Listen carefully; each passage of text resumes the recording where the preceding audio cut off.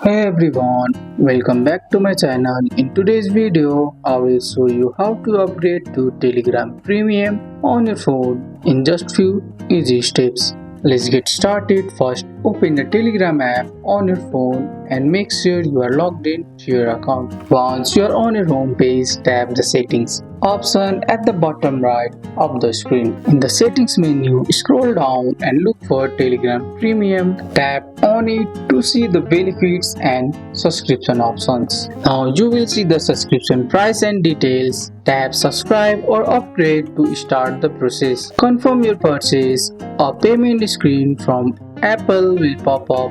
Confirm your purchasing using your Apple ID by entering your password or using Face ID or Touch ID. Once your payment is confirmed, your account will be upgraded to Premium. And that's it. Upgrading to Telegram Premium on your phone is quick and easy. That's all for today's video, guys. I hope you guys like this video.